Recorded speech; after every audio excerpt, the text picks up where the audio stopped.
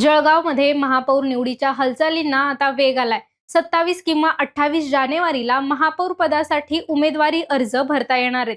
त्यानंतर 31 जानेवारीला निवडून आलेले सदस्य आपल्यापैकी एकाची महापौर म्हणून निवड करतील। जळगावमध्ये भाजपचा स्ट्राईक रेट 100% राहिला। भाजपने दिलेले 46 उमेदवार नगरसेवक झाले। त्या पाठोपाठ शिवसेना शिंदे गटाचे 23 पैकी 22 जण निवडून आले, तर राष्ट्रवादी अजित पवार गटाला मात्र केवळ एक जागा मिळाली। आता महापौर भाजपचा होणार यावर शिक्कामोर्तब झालाय, तर शिवसेना शिंदे गटाकडे उपमहापौर पद जाईल अशाही शक्यता आहे। मात्र अजून महापौर कोण होणार आणि कशाच्या आधारावर होणार ते अजूनही ठरलेलं नाहीये। माध्यमांमध्ये असलेल्या माहितीनुसार समाजातील प्रत्येक घटकाला आणि शहराच्या वेगवेगळ्या भागांना न्याय देण्यासाठी भाजपकडून सुरेशदादा जैन पॅटर्न राबवला जाईल असे अंदाज वर्तवले जातात। त्यानुसार जळगावमध्ये 5 वर्ष 5 महापौर असा पॅटर्न देखील दिसू शकतो। मात्र यावर्षी जळगाव महापालिकेत ओबीसी प्रवर्गातील महिलांसाठी महापौर पद आरक्षित आहे। अनेक नावं चर्चेत आहेत।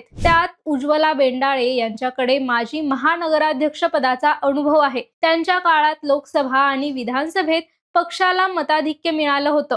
गेल्या वेळी हुकलेली संधी आणि पक्षश्रेष्ठींनी दिलेला शब्द यामुळे बेंडाळेंचं नाव आघाडीवर आहे। त्यानंतर दीपमाला काळे आणि त्यांचे पती हे पक्षाचे निष्ठावान। काळे यांची नगरसेविका पदाची 3री टर्म, त्यामुळे त्यांचाही दावा स्ट्रॉंग आहे। तिसरं नाव आहे ते गायत्री राणे यांचं। या तिघीही लेवा समाजातून येतात। मात्र आजवर जळगाव महापालिकेत मराठा समाजाला तुलनेनं कमी प्रतिनिधित्व मिळालं, त्यामुळे मराठा महापौर करावा अशी मागणी आता असल्याचंही सांगितलं जात आहे। त्यामुळे वैशाली पाटील यांच्याही नावाची चर्चा आहे। त्यामुळे निष्ठा, ज्येष्ठत्व आणि सामाजिक गणितांची समीकरणं भाजप कसं जोडणार हे पाहावं लागेल।